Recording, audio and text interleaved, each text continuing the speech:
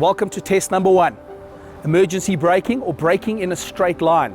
Today you'll see a series of tests where Daniel will be driving the car at different speeds, testing the tyre's ability to brake in both the dry and the wet.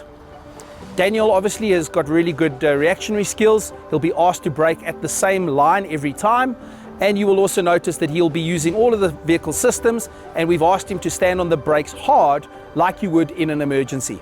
Let's see what happens. We are sitting in the BMW with the premium tires. Let's start off with the first phase. We're going to be traveling at 60 kilometers per hour. I've left all systems on, and we're going to apply brake at a specific point and see how long in meterage it takes to stop this car. I'm reaching 60 kilometers per hour, and I'm going to apply brake at a specific point, which is now, and that's the total distance required. We are now sitting in the BMW with budget tires.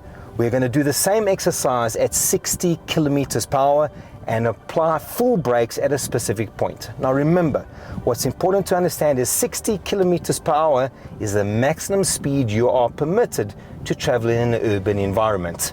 Let's see what budget does. We're starting to accelerate to 60 km per hour. Once again, the limiter has slowed me down to exactly 60 kilometers per hour, and all we're going to do is maintain the speed until our full braking point. So 60 km per hour and full brake. We've just completed the 60 km per hour emergency brake on dry surface. We're now going to re-attempt it at 120 kilometers per hour. First up, the vehicle with premium tires. Let's see how this handles that speed. I'm going to maintain and apply brake.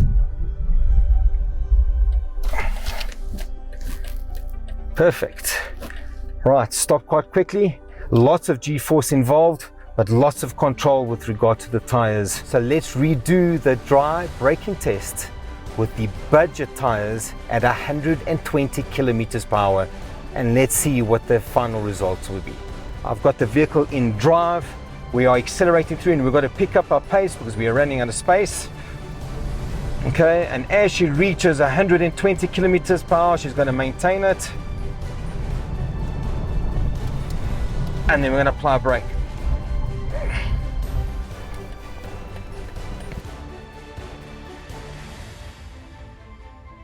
Okay, so you've seen the testing completed in dry.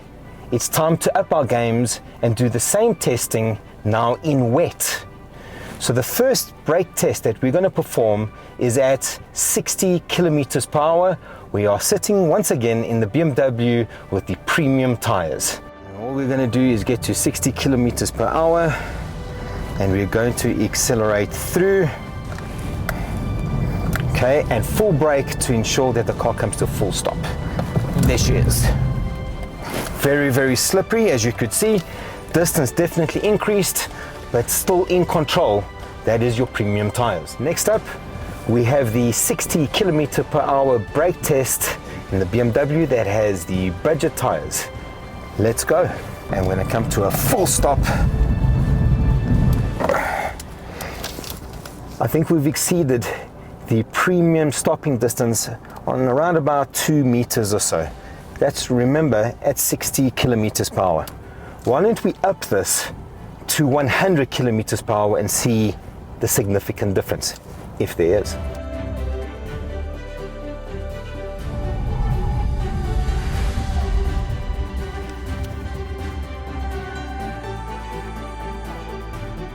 Well, the car's eventually come to a stop, and if I look correctly, there's a 10-meter distance or gap between the premium and the budget tire performances.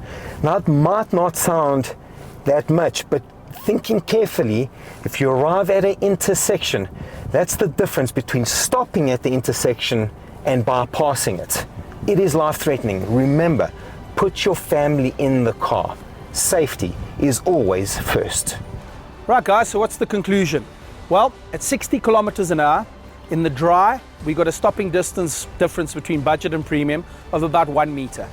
In the wet, that increased to about 2 meters.